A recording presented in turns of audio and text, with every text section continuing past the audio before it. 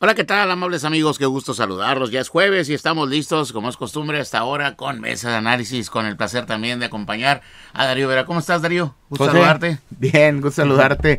Buen día al amable auditorio. Un gusto estar contigo y con Andrés, por supuesto, y con quienes nos escuchan y nos ven. Andrés, ¿cómo te va? ¿Cómo va la semana? Muy bien, Pepe. Este fin de semana chiquito, como le dicen normalmente. Sí, ya está a punto de que empiece. Dice nuestro productor Javier Rodríguez que el jueves es el viernes chiquito. Y así en paz descanse. Eleno Bogel también lo mencionaba así. Bueno, pues tenemos mesa de análisis. Ya más temprano tuvimos información deportiva. Y ahora vamos a hablar de dos temas que están muy interesantes. Y lo platicábamos a lo largo de la semana. Lo relevante que pudiera resultar el hecho de hablar acerca... Porque hemos incansablemente tratado temas de fuerzas básicas en jugadores, en las diferentes instituciones, en los clubes, tanto de Liga MX como de Liga de Expansión y demás. Pero creo que algo no se ha puesto atención en el fútbol mexicano, que es, vamos a decirlo en esta misma analogía, fuerzas básicas de directores técnicos. Y nos damos cuenta que, sobre todo en la Liga MX, se da de baja un entrenador y no hay quien venga en relevo de la Liga MX para el director técnico mexicano. O sea, no hay directores técnicos jóvenes. No, y lamentablemente esta situación pues se remarca sobre todo cuando vienen estas crisis en las que regularmente devienen en los relevos, en los timoneles, y acabamos de ver cómo el mismo Cruz Azul, después de esta crisis en la que pues queda a la deriva, sin director técnico, entra pues prácticamente un bomberos, un apagafuegos en el caso de Vicente Sánchez. Y bueno, salvo una información nueva que se puede llegar a presentar, se retira de la banca de Cruz Azul, del timonel de Cruz Azul, pues como campeón. Y vaya, cuando llegaba como a cubrir un interinato, pues termina por dar mejores resultados inclusive que su antecesor en este caso. Pero fíjate que esta baraja de técnicos, José, lamentablemente se ve pues muy limitada. Uno, porque los clubes tratan de poner la mirada en el extranjero, y me llama la atención mucho el caso de San Luis, por ejemplo, que se está convirtiendo en la cantera de técnicos prácticamente, pero de técnicos extranjeros, en el caso del mismo Jardine, el caso de Torrent, el caso del nuevo técnico, no recuerdo su nombre, que recién llega también del fútbol europeo, y que pues prácticamente el hecho de traerlo los pone en el mercado porque ya son candidatos, ya son elegibles el día de mañana, como que están esperando a que no le vaya bien, o inclusive si le va bien, hay muchos clubes, como fue el mismo caso de Jardine, cuando América lo toma, pues de poner la mirada en ellos y sustraerlos de sus clubes para pues que sigan entrando esta baraja. Pero sí, lamentablemente eso hace que se remarque y se subraye la falta de técnicos mexicanos. Ahora, posiblemente pudiéramos entender que hay equipos, por su relevancia, el caso de la América hace muchísimo tiempo que, bueno, no tiene un director técnico mexicano, pero por ejemplo, el de las Chivas Rayadas de Guadalajara, que es un equipo netamente mexicano, que tiene un ADN mexicano, que está integrado por jugadores de cultura mexicana, bueno, todo lo que pudiéramos decir que son mexicanos, y dirigidos ya por recientes fechas por entrenadores extranjeros. Se va a Gago, ya sabemos con todo lo que esto aconteció, y bueno, no funcionan los que tienen en su momento, y ahora que necesitaban otro entrenador, traen a Diego Milito. Entonces, pero no hay manera de voltear y decir, a ver, ¿dónde está? Tal vez un Gerardo Espinosa, pero no funcionó, y vaya que en la Liga de Expansión sí lo hizo con el mismo Tapatío, incluso con el Tampico, si no me equivoco, pero no, algo está pasando, Andrés, que en el fútbol de la primera división los técnicos mexicanos no están siendo bien vistos. Así es, Pepe. Mira, vamos a poner el claro ejemplo de Efraín Juárez cuando se va a Colombia, un entrenador joven, un entrenador que no tenía la experiencia, llega a Colombia con el Nacional, histórico bicampeonato para el fútbol colombiano, regresa con Pumas, le duele el ver a su equipo porque realmente es canterano de la UNAM él, ver a su equipo atropellado por la Liga MX, lo llega a conectar con unos play-in, hace un buen funcionamiento, pero desgraciadamente no le da. Entonces, yo creo más que la extinción de los entrenadores es la poca falta de oportunidad o de credibilidad que le tienen los equipos mexicanos. Confianza, digámoslo en confianza, porque realmente Efraín Juárez cuando va a Colombia nadie lo conocía. le apuestan a él, a lo mejor en el tema económico, porque puede haber sido un poco más barato. Ahora sí, ya Puma lo veo que ya está armado, sí sabe mover las piezas, sí sabe el tablero del ajedrez, vamos a repatriarlo. Que sean otros los que corren el riesgo, que sean el otro, exactamente, que corren el riesgo. También volvemos a lo mismo, o sea, también en la Liga de Expansión pasa lo mismo. Creo que la segunda división es la donde más o menos hay, porque es donde todos hacen sus prueba-error, realmente, y la tercera no se diga. ¿Por qué? Porque los sueldos son muy bajos. Entonces, yo creo que, como dice Darío, el tema de la confianza o de la experiencia que pueden tener, mejor que cometa el error allá lejos. Donde no me perjudique, lo puedo traer. Pero Entonces, pues, digo, en ese tema yo creo que va más allá, porque es la desconfianza al técnico mexicano. Porque en el caso del extranjero, pues ni modo que es que Fernando Gago venía con todos los blasones y un palmarés impresionante para dirigir al Guadalajara. Y cuando buscas un técnico para Chivas, por ejemplo, para un equipo grande, pues ya sea América, sea Cruz Azul, pues lo primero que le exigen es saber cuál es tu currículum, cuál es tu carpeta de resultados. Y el mismo caso de Gabriel Milito, que pues insisto, no es un hombre que llega tampoco con un palmarés para apantallar absolutamente a nadie. Ni de Michelis lo traía. No, ni siquiera, y ahí están los resultados a final de cuentas. Y digo, en el caso decían un comentarista argentino de ESPN, de una telecadena internacional, pero con los programas, llamémosle locales, de producidos para el país, decía en la televisión argentina, dice, los mexicanos están para el psicólogo, porque después de lo que les hace Fernando Gago al Guadalajara, después de lo de Diego Coca y después de una serie de Paunovic también, de ese tipo de factores donde va más allá, José, porque en el caso de Gago, que negó, veía un podcast hace unos días de el Pollo Briseño, donde decía que Fernando Gago en la cara les mentía a los jugadores, dice, no es cierto, yo aquí voy a estar, nadie se ha acercado conmigo, y pasa el Clásico Nacional y resulta que el lunes ya estaba palabrado con Boca Juniors, y es el mismo riesgo que, vaya, hay de personas a personas, es un tema también de valores, pero es el mismo riesgo que se corre cuando vas con un futbolista, un exfutbolista sudamericano que le gana el sentimiento, le gana, allá les, como siempre han dicho, allá les pagan con aguante, la pasión que está de por medio, la identidad con los clubes en los que se originaron, y no les importa lo económico, sino que van por ese sentimiento y ese romanticismo que les genera un ofrecimiento de la casa que los vio nacer. Y hasta en lo futbolístico lo hemos visto, Di María, que acaba de ser presentado como jugador refuerzo de Rosario Central, después de todo lo que logró, bueno, a lo mejor no está dejando ningún compromiso tirado, pero en los técnicos resulta que así sucede. Y hay un dato bien interesante que compartía Andrés, que pasa inclusive también en la Liga de Expansión. José Guadalupe Cruz, un técnico que ha ganado absolutamente todo, 2 veces técnico en un mundial de clubes precisamente, campeón de liga, campeón de CONCACAF, hace cuántos años en la banca prácticamente sin ninguna posibilidad de dirigir en México. Ayer fue presentado con el Atlético Malacatense, si no me equivoco, en el fútbol de Guatemala, y para allá pues es un bombazo después de haber dirigido a quien dirigió en México y después de haber ganado lo que ganó en México, cuando hay clubes en expansión que pues jamás se acordaron en darle la posibilidad a un hombre que vaya, a lo mejor no es muy mediático, no es una figura pero que es de venda, resultados, pero es un tipo de resultados.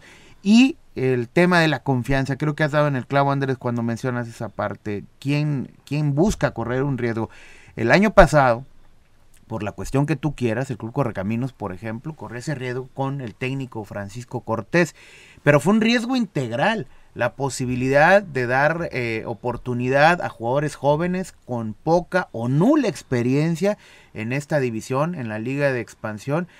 El resultado era obvio, vaya, creo que quien maneja una proyección deportiva debió haber visualizado, a ver, no nos va a ir bien, pero tenemos que ir pues segregando, pasando el colador, qué jugadores sí nos van a aportar, en qué aciertos tiene el técnico, qué errores tiene el técnico, pero al final pues vino la guillotina de manera muy cruel, y no nada más para el técnico, sino también para los jugadores, y le apuestan, entre comillas, a lo seguro, con un hombre de experiencia, con un hombre de resultados. En la historia de Correcaminos es el mejor técnico, el que mejor resultados ha traído, en el caso de Héctor Hugo Egui, lamentablemente... Estás hablando de muchos años atrás. Histórico.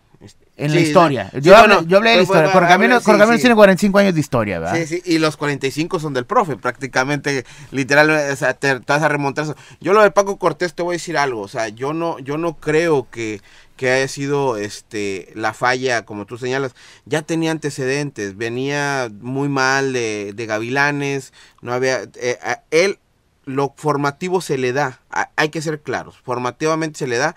Desgraciadamente, como tú dices, la oportunidad se le da, no rinde, le cortan la guillotina, mocha el profesor Eugui, se escucha mal, pero es la verdad, mocha a todos los jóvenes porque ya no hubo debuts, se mantuvo con los 5 o 6 que ya estaban debutados, que entre comillas ya tenían una carrera un poquito más avanzada. La apuesta es, te vuelvo a repetir, el tema de la confianza, puede ser entrenador, Pepe, puede ser jugador, puede ser hasta el director deportivo, en el fútbol mexicano lo que menos tenemos es paciencia para ver un proyecto a largo plazo. Creo que el último proyecto a largo plazo que funcionó fue el del profe Mesa, Enrique Mesa, en aquel, no me acuerdo, con Jesús Martínez, en aquel programa donde sale Chu y le dice, profe, la confianza, se abrazan en un pasillo, que parecía más grabado por televisión que nada.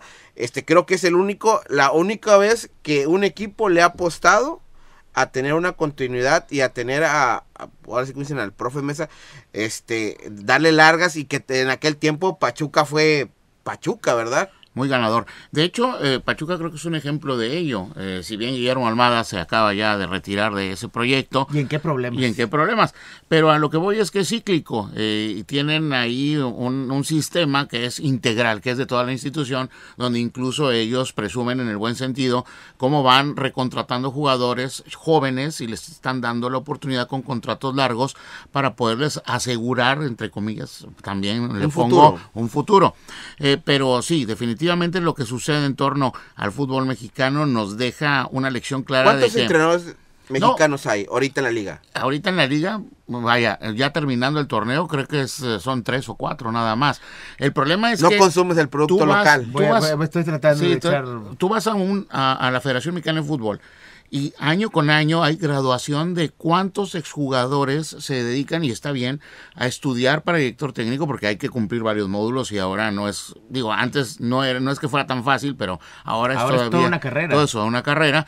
¿Y dónde están esos directores técnicos? La realidad están es que... en tercera y en segunda, Pepe, porque ¿sí? Realmente son donde les abren las puertas. ¿Por qué? Porque es poco el recurso. Te pago poco porque tienes poca experiencia. Yo no voy a ver a un Enrique Mesa dirigir, ahora sí como dicen, a un Aguacateros de Uruapan, ¿verdad? Pero es que, por ejemplo, vamos a caer en el mismo escenario. Si en estos momentos el fútbol mexicano no te ofrece mayor riesgo que una multa económica, que al final de cuentas pues termina reingresando por algún método, algún mecanismo, vamos a llamarle así, de solventación, ya sea comercial o ya sea por los mismos subsidios de la federación, ¿por qué no correr ese riesgo? Vaya, nuestro fútbol se encuentra en crisis de generación de futbolistas y también en una crisis de generación de directores. Por ejemplo, Chico Arce, que dirigió el Cancún y que es correcto, fue campeón. Tremendo técnico. Vaya, no es cualquier cosa tener la posibilidad de alzarte campeón en la antesala del máximo circuito, por llamarlo tradicionalmente. Ya le pasó a Espinosa, muy mal las cuentas con el Guadalajara, no así con el Atlas, tuvo un papel un poquito más digno, pero bueno, de esos técnicos que están en esta segunda categoría del fútbol nacional, pues échale un vistazo, dale la oportunidad, a lo mejor empezando en categorías inferiores, que es el proceso que lleva Espinosa, que sí logra este tipo de títulos, este tipo de logros, válgame la redundancia, pero bueno, sí generar esta apuesta y estos riesgos. Yo creo que falta en este mercado al menos un club que diga, a ver, mi escuela es 100% productora, porque sí, está Pumas, está Pachuca, que le apuestan un poquito más a la cantera, pero a la cantera de jugadores con todos los asegúnes que queramos observar. Y es que hay algo que también hay que ilustrar a las nuevas generaciones. ¿Por qué estamos mencionando también este tema? ¿Por qué? Porque en su momento estaban los Lapuente, los Mejía Barón, los Luis Fernando Tena, los Ojitos Mesa, los Bucetich, el mismo profe Cruz, el mismo Alfredo Tena, que estaba en la baraja de técnicos. O sea, ha habido una generación importante de directores técnicos que se perdió y de la cual, bueno, Hugo Sánchez en su momento, que fue bicampeón del fútbol mexicano. Y es tremendo, gente como el mismo Hugo Sánchez que no vuelva a tener una sola oportunidad de dirigir. Por lo que representa mediáticamente y todo lo que quieras, pero... Sí, ya la apuesta no va por ahí. Vaya, a quien, en un contraste, ¿no? Chelis era mediático, como bien dice José, Hugo Sánchez era de resultados. A lo mejor por representar la misma personalidad de que defiende mucho al futbolista, defiende más todavía su punto de vista, se defiende y se cuida como persona, a lo mejor no entra dentro de ese grupo y tiene un veto porque hay que verlo como tal. De otra forma no entiendes cómo es que no forme parte de la actual cartera de técnicos y pasa en muchos aspectos, porque me llama mucho la atención y creo que no hay que dejarlo fuera también el tema. Los directores o asesores deportivos, que Jared Borghetti de manera sorpresiva aparece ahora con el Irapuato, con la Trinca Fresera, que virtualmente sería equipo de liga de expansión. A lo mejor no es un tipo que va a estar todos los días metido en el Sergio León Chávez o en la ciudad de Irapuato, pero al menos ya es una figura de respaldo y respeto, un histórico del fútbol mexicano. Bueno, así empezó Luis Miguel Salvador. ¿Sí? Luis Miguel Salvador, que bueno, ahora actualmente es quien está como encabezando al equipo de los Venados de Yucatán, pero también empezó más o menos como ese sentido de asesor y demás, después de que salió de la institución de los Rayados del Monterrey, también como directivo.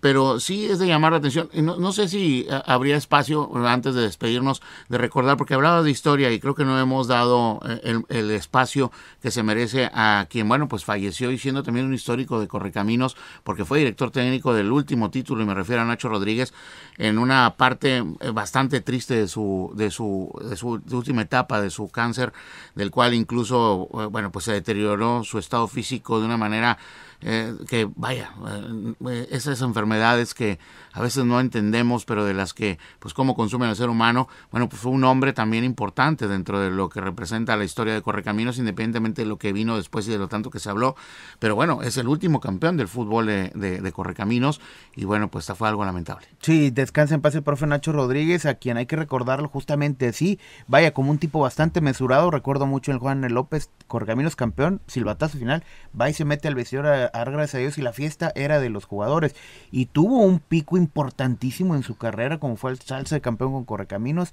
y también con el mismo Irapuato en su momento. Vaya, fue un técnico de resultados, un técnico mexicano, exfutbolista, seleccionado nacional. Hablando de técnicos. Exactamente, y en esa parte, bueno, pues nos hace falta esa baraja importante de técnicos nacionales. Bien, pues esperamos que esto haya sido de enriquecimiento. Obviamente los aficionados pues lo que quieren son resultados y seguramente lo que buscarán son entrenadores que lleguen, no importando la nacionalidad, que les den campeonatos a sus equipos. Gracias, Darío. Gracias, José, muy buenos días. Nos vemos el próximo lunes, que tengan muy buen fin de semana, Andrés, gracias. Así es, Pepe, buen fin de semana para todos, gracias. Bien, pues vamos a continuar con más de RT Noticias con Jesús Rodríguez, no le cambie.